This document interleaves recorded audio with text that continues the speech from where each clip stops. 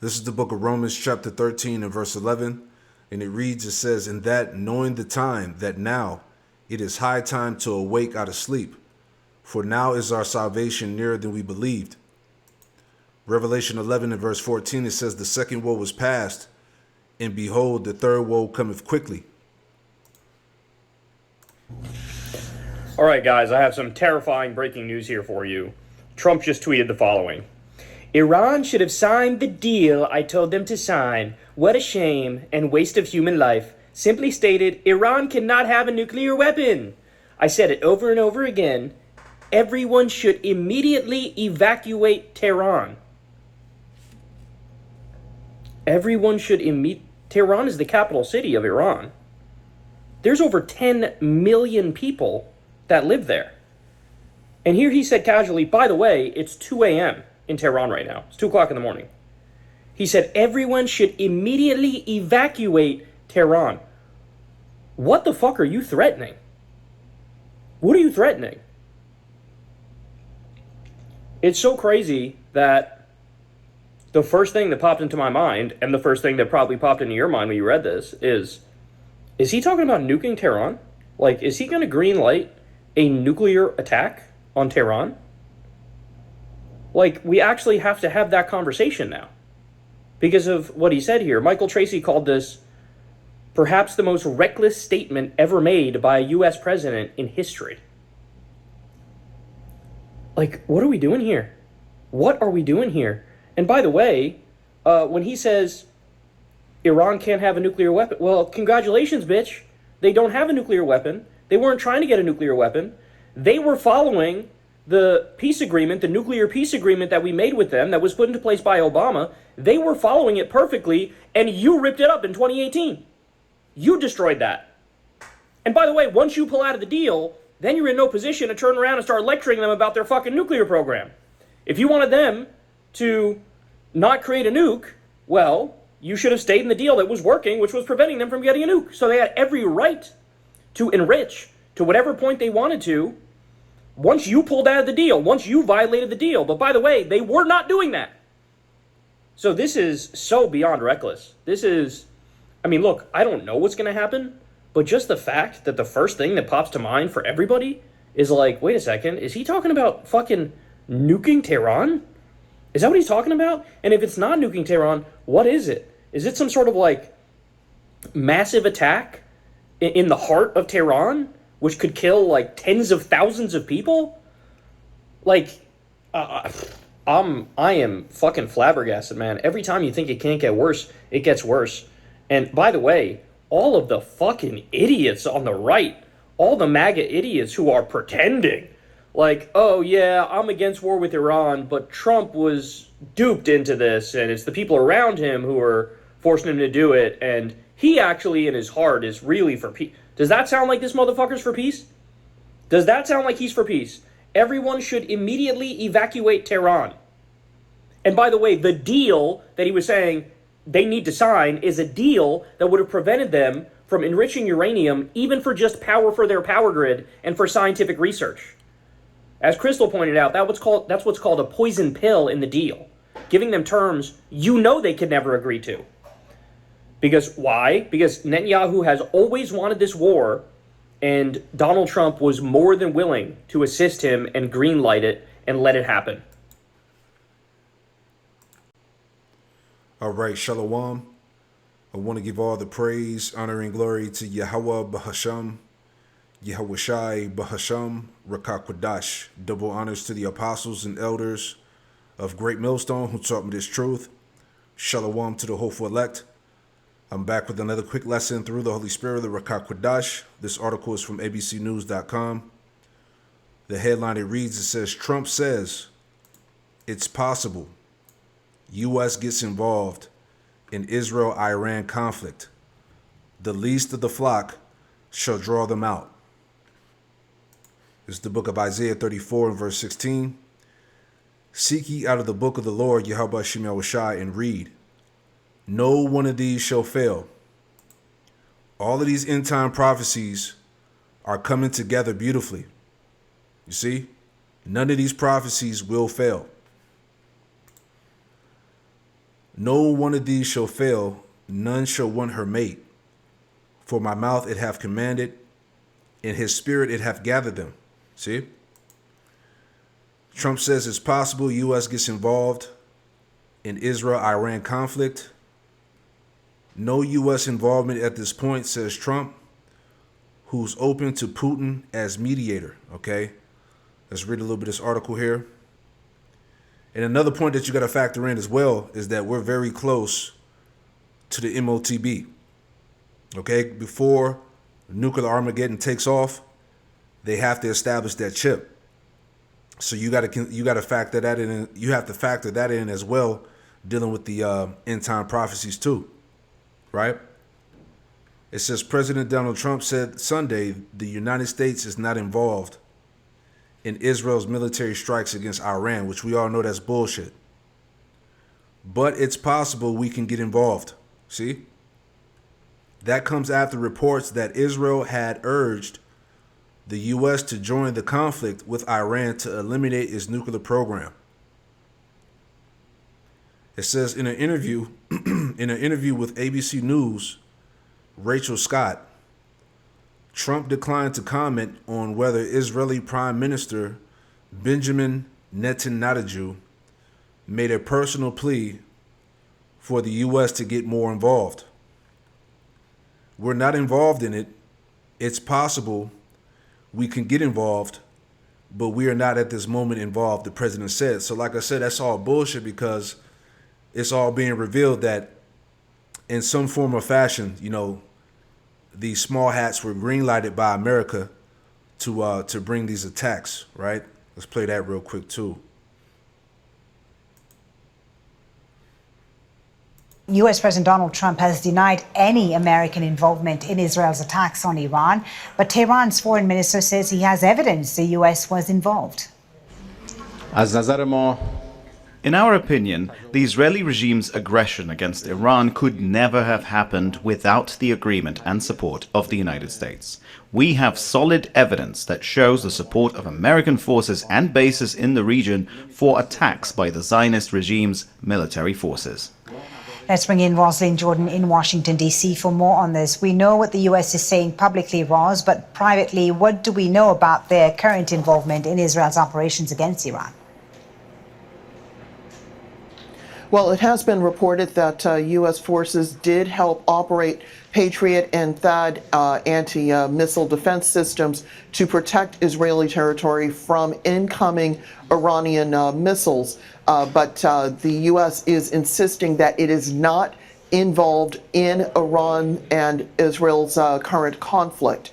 That said, the Trump administration, including the president himself, Donald Trump, has admitted that they were very much aware that these strikes on Iranian military sites were going to be taking place. The president said that he had a conversation with the Israeli Prime Minister Benjamin Netanyahu last Monday, and then he also did note on his social media platform, once those strikes began early on Friday, that the Iranians had 60 days to try to come to some sort of deal about their nuclear program with the United States, and that the day of the strikes happened to be day 61. So there was awareness on the Trump administration's part. See, so these devils is always fucking lying, man. The U.S. was most certainly involved, okay, in the attack of Iran, right? Let me get that.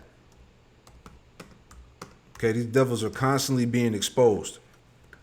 Habakkuk 2:5, it says, yea, also because he transgresseth by wine, he is a proud man, neither keepeth at home. All right?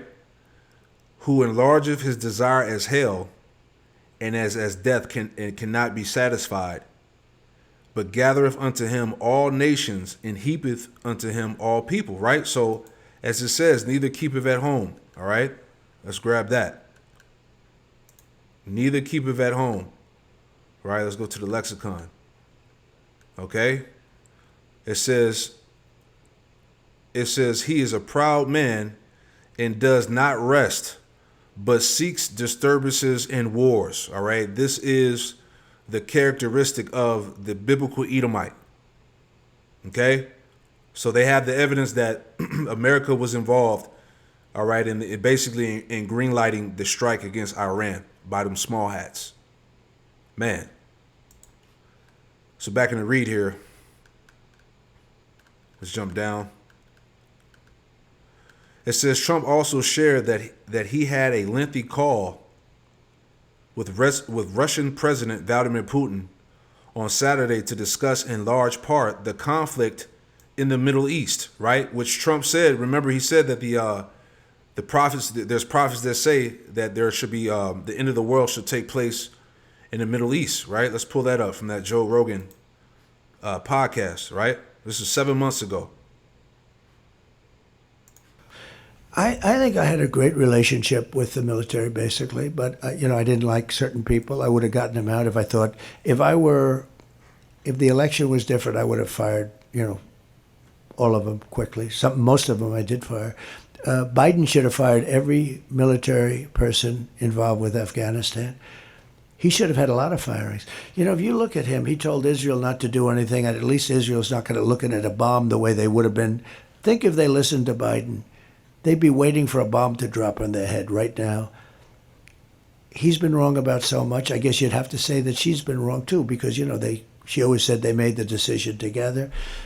But Israel didn't follow his advice, and I think it was a very, the Middle East is rapidly changing. There are prophets that say the world will come to an end in the Middle East. You know that, right? And we have weapons today that are so scary. When you look, I rebuilt them all. And when you look at the weapons we have today, the biggest threat we have in the world today is nuclear weapons. And we have other weapons too that are devastating. But the nuclear weapons, the biggest threat we have in the world today, and that's what I was talking about de-escalation with both China and Russia. I'm telling you, we were going to de-escalate. They were going to de-escalate. You got to be careful. It's a little tricky playing with them. Yeah, so as we all know, that it's all going to go down in the so-called Middle East, right? So who can resist the will of the Lord, all right? Again, this is Job 15. In verse 6, it says, thy own mouth condemneth thee, and not I. Yea, thy own lips testify against thee, right? So essentially, it's the Lord that put the spirit on Trump to say that, okay? That some prophets say that the end of the world is going to come in the Middle East because, hey, we know that these devils trump everybody, all right? Your politicians, all right? Your banking elite, okay? Everybody that's in high positions of power, we all know that they're watching these videos. They're watching the prophets, all right? Fulfilling Isaiah 13, okay? That the word has gone up to the gates of the nobles. All right. So his own tongue testifies against them. All right. And like I said, who can resist the will of the Lord? All right. Romans 9:19, he says, thou wilt say then unto me, why doeth he yet find fault? For who have resisted his will? Who can resist the will of Yahweh Shem Yahushua, man? Okay. It's the Lord's will that nuclear war, Armageddon, will play out on this earth on this side. This is how Esau's world is going to end. Okay, 2 Ezra 6 and 9. Okay, Esau is the end of the world, and Jacob is the beginning of it that followeth, man. So there's no stopping this, right? Who can turn back the plagues? 2 Ezra 16 and 1, it says, woe be unto thee, Babylon and Asia. Woe be unto thee, Egypt and Syria. All right, because, hey, all of these nations are going to be involved in this final war. So destruction is coming upon all these nations, man. Gird up yourselves with cloths of sack and hair. Bewail your children and be sorry, for your destruction is at hand. See? Man. A sword is sent upon you, who may turn it back? A fire is sent among you, who may quench it? Plagues are sent unto you, and what is he that may drive them away? May any man drive away a hungry lion in the wood? Or may anyone quench the fire in the stubble when they have begun to burn? May one turn again the arrow that is shot of a strong archer? The mighty Lord Yahweh Shem Yahushua sendeth the plagues. And who is he that can drive them away? Exactly. Nobody. It says, a fire shall go forth from his wrath, and who is he that may quench it? He shall cast lightnings, and who shall not fear? He shall thunder, and who shall not be afraid? The Lord shall the Lord shall threaten, and who shall not be utterly beaten to powder at his presence? All right. The slain of the Lord shall be many. Okay, it says, the earth quaketh in the foundations thereof, the sea ariseth with the waves from the deep, and the waves of it are troubled. In the fishes thereof also before the Lord Yahweh Shem Yahushai, and before the glory of his power. For strong is his right hand that bendeth the bow. His arrows that he shooteth are sharp, and shall not miss when they begin to be shot into the ends of the world. And that's going to those ICBM nuclear missiles, which is going to bring an end to Esau's world. Behold, the plagues are sent and shall not return again until they come upon the earth. The fire is kindled and shall not be put out till it consume the foundation of the earth. Like as an arrow which is shot of a mighty archer returneth not backward. Even so the plagues that shall be sent upon the earth shall not return again. So again, who can resist the will of the Lord, man? Okay? Woe is me, who will deliver me in those days? The beginning of sorrows and great mournings, the beginning of famine and great death, the beginning of wars. And the power shall stand in fear, the beginning of evils. What shall I do when these evils shall come? Right? Isaiah 55:8 says, for my thoughts are not your thoughts, neither are your ways my ways, saith the Lord. Yahweh Shem Yahushai. All right? See, the Lord's thoughts are his thoughts, man. This is his will. This is his movie. Okay? Everything's moving according to the script, to his plans. Okay? For as the heavens are higher than the earth, so are my ways higher than your ways, and my thoughts than your thoughts, right? So, you can't disannul the will of Yahweh Shem Yahushai. Okay? This is the Lord's spirit that's upon these men, these kings of this earth. All right, to fulfill his will. Proverbs 21:1, the king's heart is in the hand of the Lord. Yahweh Shem Yahushai, as the rivers of water, he turneth it whithersoever he will, right? As I always bring that out. Okay, the Lord is in control of both sides. Isaiah 45:7, I form the light and create darkness. I make peace and create evil. I, the Lord, Yahweh Shem Yahushai, do all these things. Okay, so this thing is going down whether you believe it or not.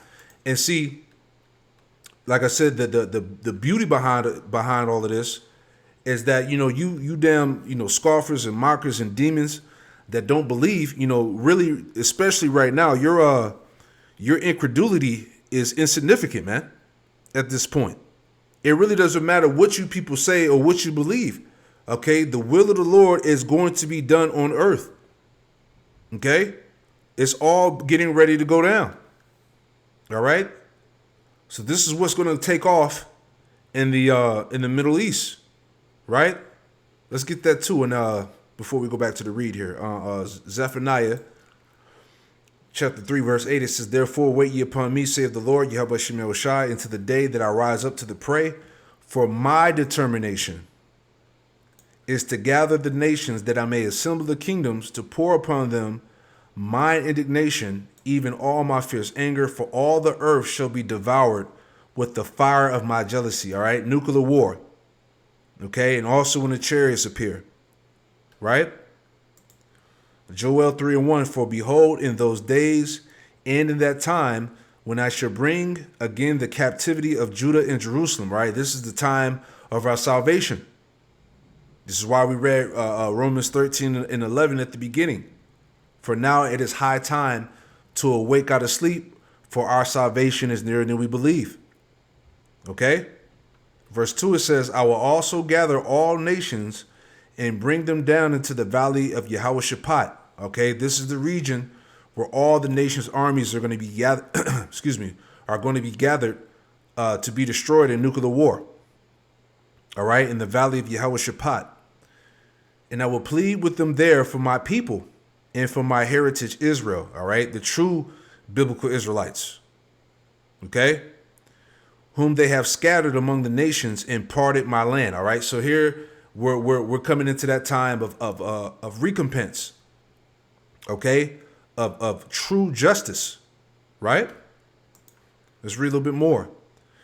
So again, it says Trump also shared that he had a lengthy call with Russian President Vladimir Putin on Saturday to discuss in large part the conflict in the Middle East. The president told ABC News he would be, quote, open to Putin's idea to serve as a mediator between Iran and Israel. Quote, I would be open to it. Putin is ready. He called me out about it. We had a long talk about it. We talked about this more than his situation. This is something I believe is going to get resolved, Trump stated, right? So this is all smoke and mirrors, man. As we all know, there is no peace and safety. There is no mediation. Okay, there is no peace agreement, no deals that's about to be signed. That's all bullshit to keep these people in America in a false sense of comfort. Okay, America, Babylon the Great is going to war. All right. It says the president's special envoy, Steve Witkoff, was set to travel to Oman on Sunday for another round of nuclear talks with Iranian officials. But following Israel's strikes, Iran called off the meeting.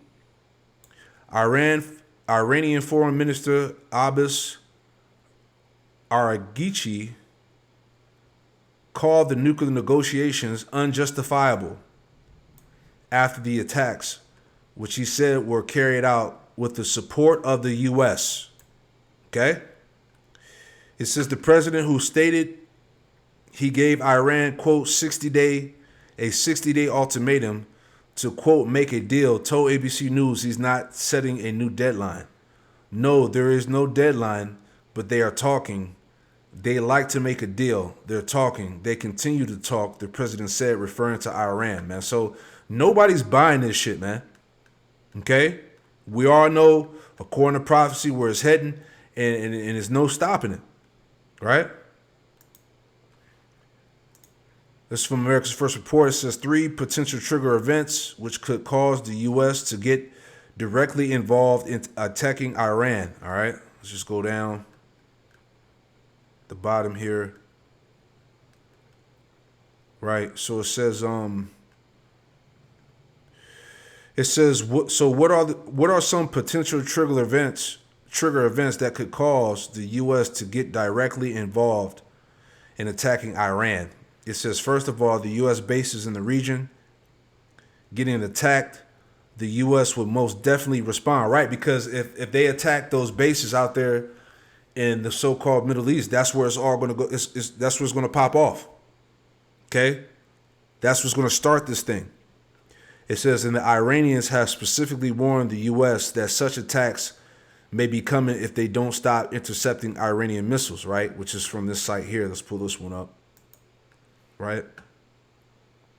So this is from firstpost.com. It says, Iran warns of strikes on U.S., UK, French bases. Why that would be dangerous, right? So it says, Iran has warned it will target U.S., British, and French military bases in the region if they insist Israel in defending against Tehran's attacks. With thousands of Western troops stationed across the region and Iran's missile and drone capabilities expanding, this confrontation could trigger a far larger conflict, which we all know, right? Let's jump down. It says, Iran has formally cautioned the United States, United Kingdom, and France if they interfere with the retaliatory missile and drone strikes against Israel, their forces stationed in the region will be considered legitimate targets. This announcement was transmitted through state-controlled Iranian media on Saturday and follows intensified hostilities between Israel and Iran following attacks linked to Iran's nuclear dispute with Israel. It says, Western countries are now caught in a precarious position. U.S. President Donald Trump has pledged support for Israel's defense, and American defense officials have acknowledged the role of U.S. forces in countering airborne threats directed toward Israeli territory. It says, let's jump down here.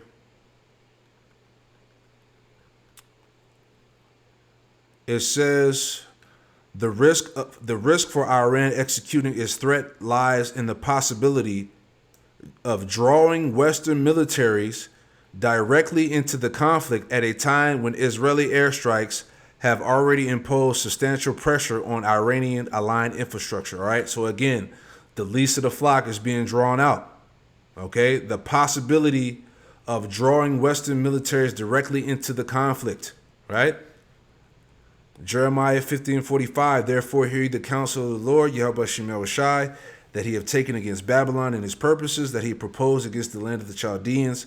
Surely the least of the flock shall draw them out. Surely shall he make their habitation desolate with them. All right. So prophecy is popping, man. See that? Man. And that's it, man. So, all right, everybody, the whole world is watching this thing. All right. It's getting ready to go down. One step closer to nuclear war.